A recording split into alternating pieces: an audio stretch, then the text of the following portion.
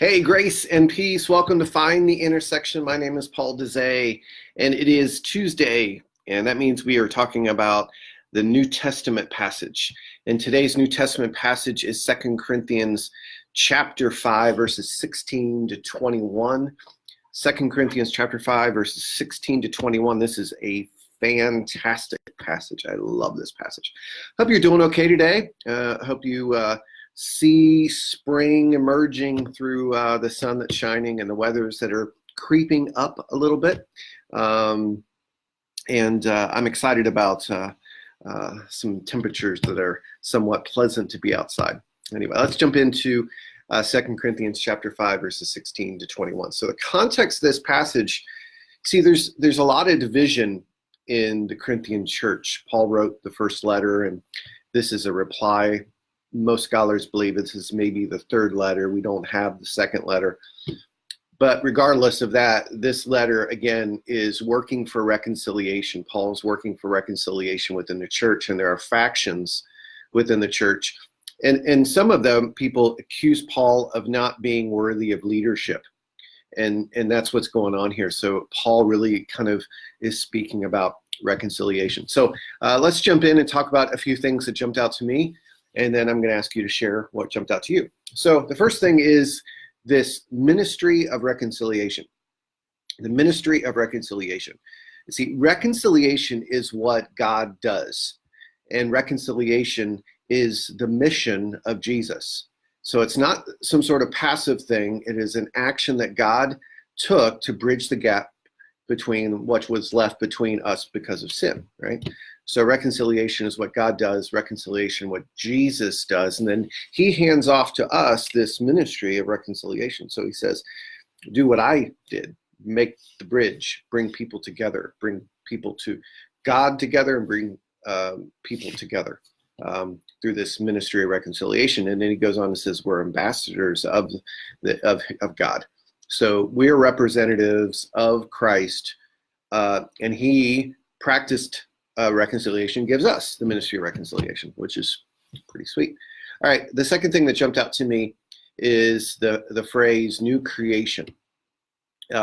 Typically when we use that phrase in church referring to a new believer, the old is gone, new has come, it's a new person in Christ. But the original language uses the idea of creation.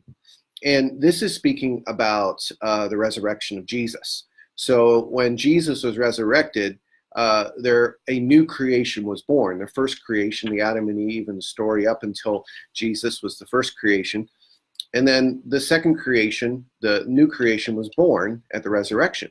And so when we accept Jesus, we become part of this new creation.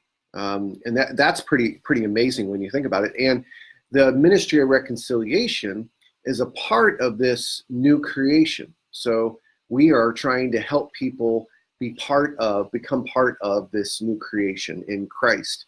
And so that leads us to the third piece, which is this idea, once we're a part of this ministry of reconciliation, once we're part of this new creation of God, then we begin seeing people differently.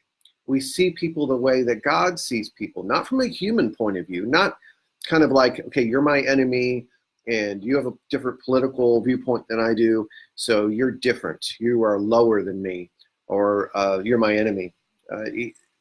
Paul is saying to us that we need to speak, because of the ministry of reconciliation, because of the new creation, we will see people differently.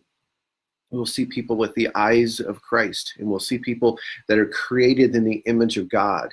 And that'll help us understand what this ministry of reconciliation is all about. If we view people only from a human point of view, we will never desire to bring about reconciliation with them. It requires a spiritual change of viewpoint, right? And just look at our culture in the political, I call it a crisis. You have Republicans and Democrats on opposite sides of the aisle, and they hate each other, right? I'm glad I'm not on either part of the aisle. I feel bad for those that are on either side because it's ugly out there. But what God asks us to do is to kind of transcend this either or, us versus them mindset, and begin to see all people as people created in the image of God. Every single person has the fingerprint of God upon their life.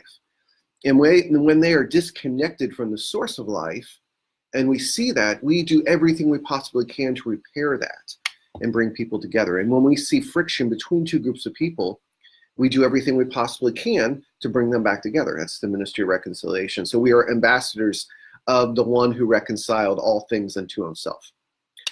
So that's today's passage. It's beautiful. A lot more in there. I'd like to know what you see in this passage. My application for today, for me, is who do I, in my view, who am I seeing that needs reconciliation? Either between myself and them, between them and another person, or between them and God. What role in the ministry of reconciliation do I need to play today in the life of someone else? So that's my application. Share your thoughts in the comments below. I hope you enjoy this Tuesday, and I will be back tomorrow, and we're going to be talking about Joshua chapter 5. Hopefully you start seeing, as you build day after day after day, you start seeing the connections, the intersections. I will talk to you tomorrow. Grace and peace, everyone.